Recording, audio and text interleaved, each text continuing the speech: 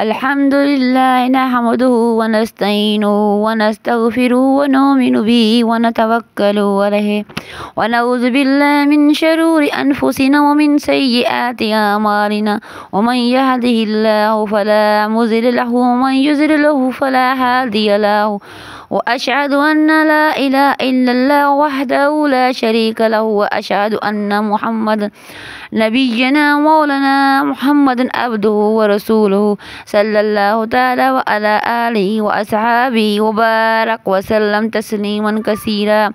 أما بعد فأعوذ بالله من الشيطان الرجيم. بسم الله الرحمن الرحيم. قال الله هذا يوم ينفع الصادقين صدقهم لهم جنة تجري من تحتها الأنهار خالدين فيها أبدا رضي الله عنهم ورضوا عنه ذلك الفوز العظيم. سورۃ المائدہ صدق اللہ العظیم. میرے قابل احترام بزرگوں، بہنوں، بھائیوں، السلام علیکم. میں ہوں آپ کی بہن بنت حوا. روزانہ میں آپ کے لاتی ہوں حدیث کا مفہوم، آیات کا ترجمہ اور آپ بہن بھائیوں کے مسئلے مسائلوں کا حل، مجرد وظیفے، مصنون دعائیں. روزانہ گزارش ہوتی ہے کہ آپ نے میری ویڈیو کو فل واچ کریں، میرے چینل کو سبسکرائب، لائک اور شیئر کریں. جو بہن سبسکرائب، لائک، شیئر کر چکے وہ آگے زیادہ سے زیادہ شیئر کریں تاکہ میری ویڈیو یوں ہی چلتی رہے. اللہ تعالیٰ آپ کو جزائے خیر دے، مجھے اس کا صلہ اس جہاں میں بھی دے اور آخرت میں بھی. اللہ تعالیٰ آپ کو ہنستا مسکراتا رکھے، اپنے بچوں کے ساتھ، اہل و عیال کے ساتھ. جو کہ بیمار ہے اللہ تعالیٰ انہیں شفاء کاملہ عطا فرمائے. جن کے یہاں اولاد نہیں اللہ تعالیٰ انہیں اولاد نورینہ عطا کرے. جو رزق کی تنگی میں اللہ تعالیٰ انہیں حلال رزق کی فروانی فرمائے. آمین ثم آمین یا رب العالمین. میرے قابل احترام بزرگوں، بہنوں، دوستوں، السلام علیکم. سچ بولنا ایک اعلیٰ درجے کی نیکی اور اعلیٰ درجے کا عمل ہے. قرآن حدیث میں کثرت کے ساتھ سچ بولنے کی فضیلت بیان کی گئی، اس لیے سچ کو اختیار کرنا چاہیے. میرے پیارے بہن بھائیوں، زبان سے ہمیشہ سچ بولیں تاکہ قیامت کے دن ہماری زبان گواہی دے سکے. زبان اور عمل دونوں میں سچا ہونا چاہیے. ہمارے دین میں سچ سے مراد زبان سے سچ بولنا تو ہی ہے، عمل کے سے اعتبار سے سچا مراد ہونا ہے.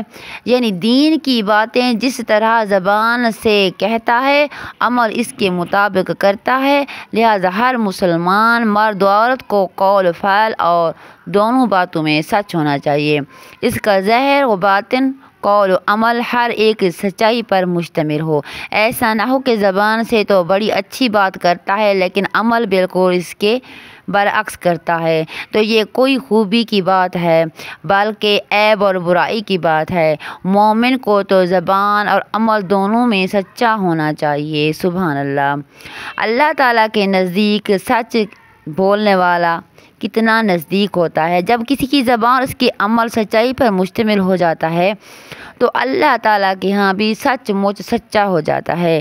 چنانچہ ایک حدیث شریف میں جس کا خلاصہ یہ ہے، جو شخص لوگوں کے سامنے بہت عمدہ طریقے سے نماز ادا کرتا ہے اور اسی طرح تنہائی میں بھی اچھی طرح ادا کرتا ہے، تو ایسے شخص کے بارے میں اللہ تعالیٰ فرماتے ہیں واقعی میرا یہ بندہ سچ مچ صحیح سچا ہے. لہٰذا میرے پیارے بہن بھائیوں، بزرگوں، بہنوں، آپ نے میرا بیان اصلاحی بیان ہوتے ہیں، آپ نے غور سے سمجھنا ہے. جب ہم خاصتاً اللہ تعالیٰ ہی کے لیے عمل کرنا چاہیں تو ہر عمل کے اندر ہماری یہ عادت بن جائے کہ چاہے کوئی دیکھنے والا ہو یا نہ ہو، ہم دونوں عمل نہایت ہی خشوع و خضوع کے ساتھ اور اہتمام کریں. کسی بھی عمل کو انجام دیتے وقت توجہ نہ دیں نہ تو مخلوق کے لیے کوئی عمل چاہیے، نہ مخلوق کی کوئی وجہ سے چھوڑنا چاہیے، نہ ہی مخلوق کی وجہ سے اپنے عمل کو چھپانا چاہیے، بلکہ ہر حال میں اپنے پروردگار کے عمل کرنا چاہیے اور بہتر سے بہتر انجام دینا چاہیے. اور میں اپنے پروردگار کے لیے عمل کرنا چاہیے. جو شخص اس طریقے سے سچائی اور اخلاص و خوبصورتی کے ساتھ عمل کرنے کا اہتمام یعنی عادی بن جائے تو وہ اللہ تعالیٰ کے ہاں بھی سچا لکھ دیا جاتا ہے. اللہ تعالیٰ اس کی بہت قدر کرتے ہیں کیونکہ اب اس نظر کی مخلوق سے ہٹ کر صرف خالق پر ہو گئی. سبحان اللہ. جب کوئی شخص اللہ تعالیٰ کے ہاں سچا بن جاتا ہے تو پھر وہ اللہ کا محبوب بندہ بن جاتا ہے. لہذا زبان کا بھی سچا ہونا چاہیے اور عمل کے اعتبار سے بھی سچا ہونا چاہیے۔ میرے پیارے بہن بھائیوں، آپ نے میری ویڈیو کو فل واچ کریں، سوچیں سمجھیں، بہت ہی پیاری باتیں ہوتی ہیں اور حدیث میں ان کا مفہوم موجود ہے جو حدیث کے بارے میں بتایا گیا ہوں، روز بتاتی ہوں آپ کو۔ سچا آدمی صادق امین ہوتا ہے، سچا آدمی اللہ تعالیٰ کا محبوب بندہ ہوتا ہے، لہٰذا آپ سب کو بھی سچ اپنانے کی ضرورت ہے۔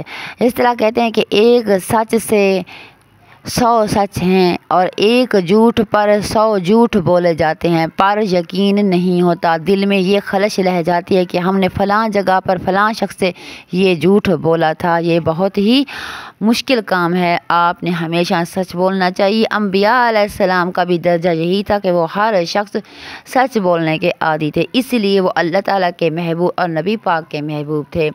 میرے اللہ کا محبوب حضرت محمد مصطفیٰ صلی اللہ علیہ وآلہ وسلم پر ہمیشہ درود و پاک پڑھتے رہیں، اپنے حاجات کو پورا کرتے رہیں، اپنی مشکلات کو آسان کرتے رہیں اور بیماریوں سے شفا پاتے رہیں۔ ہر چیز کا عمل درود پاک میں موجود ہے۔ درود ابراہیمی پڑھ لیں، کوئی سا بھی درود پڑھ لیں جس میں صلی اللہ علیہ وآلہ وسلم آ جائے، وہ ہمارے لیے مرتبے میں سب سے زیادہ ہے۔ میرے پیارے بہن بھائیوں، آپ کو میں آج تک جو بتا رہی ہوں مسنون مجرب وظیفے ہوتے ہیں، حدیث مبارک کا مفہوم ہوتا ہے، بہت ہی آسان ہوتے ہیں، آپ ان کو کرنے والے بنیں۔ دینے والا میرا اللہ ہے، میرا رب رحمان ہے، وہ رحمان و رحیم، وہ ذوالجلال والاکرام، وہ حی یا قیوم۔